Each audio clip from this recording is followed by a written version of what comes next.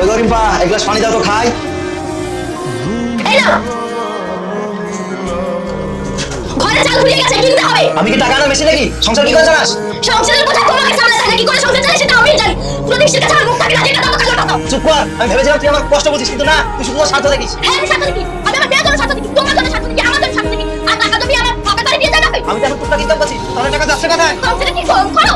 মেয়ে বই খাতা স্কুল প্রাইভেট ওষুধপত্র সব তো ম্যানেজ করতে হয়। আমি যে সারাদিন খেটে খেটে টিকটিকির মতো হয়ে গেছি, তুইও তো অন্তত কিছু করতে পারিস। সংসার শুধু আমার একার না। আমি আবার কি করবো? মেয়ে মানুষ, আমি ঘর সামলাবো, তাছাড়া আমি আর কোনো কিছু করতে পারবো না। তুমি বলে যদি একটু কাজ করি তাহলে তো সংসারটা ভালো চলবে। তুমি আমাকে বিয়ে করে নিয়েছো, কি করে খাবে সেটা তোমার ব্যাপার। বিয়ে করার সময় তো খুব বলেছো, তোকে রানীর মতো না। কেন, তুই কি খুব খারাপ আছিস নাকি? হ্যাঁ আমি ভালো আছি, পাশের বাড়ি রানী কুকুরের মতো। কেন কুকুরের মতো সারাদিন তুই ঘেঁকা ঘেঁকা করিস নাকি? কুকুরের কাছে ঘিরে ধোকা, আমি কুকুর না বলে তোমার সংসারে পড়ে আছি। তা কে বলেছে থাকতে পারে? যা না, চলে যা। ও তুমি যখন এই কথা বলবে, আমার মেয়েটা যদি না থাকতো না তাহলে কবে তুমি সংসারে লাথি মেরে দিতে। কি এত বড় স্পর্ধার কথা? সংসারে মুখে লাথি মারা মানে তো আমার মুখে লাথি মারা। মাত্র সহ্য করে গেল না রে? এই চলে,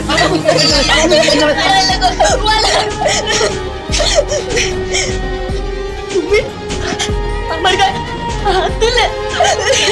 আজ গায়ে হাত করছি, কাল গলায় হাত করে দেবো, তুই এরকম কথা শুনি।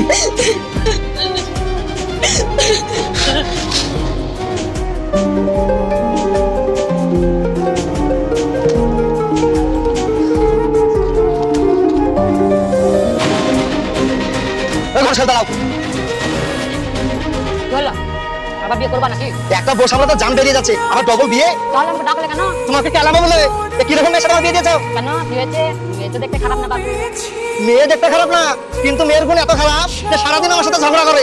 রিপোর্ট করলে সব কিছুর খবর পাওয়া যায়, কিন্তু নিজের মনে তো খবর পাওয়া যায় না। আমরা ঘটক মানুষ, যারা থেকে মানুষের বিয়ে দিই। আমি ডিভোর্স দেবো, তুমি ডিভোর্সের ব্যবস্থা করো। ডিভোর্স বললেই তো হয়ে যাবে, এই ক্ষমতা পুলিশের আছে, কিন্তু পরে আফসোস করবে না তো এরকম মেয়ের জন্য আফসোস করার কথা উঠেই না। যে কিন্তু তোমার মেয়ের মা কথাটা বলে দেখো। আমার মেয়েকে আবার নতুন মা এনে দেবো। মেয়েদের মধ্যে থেকে মাকে কখনো বুঝে সাজানো যায় না। মা টান বড় টান, বড় তুমি এক কাজ করো, কি কাজ? পাঠিয়ে দিস।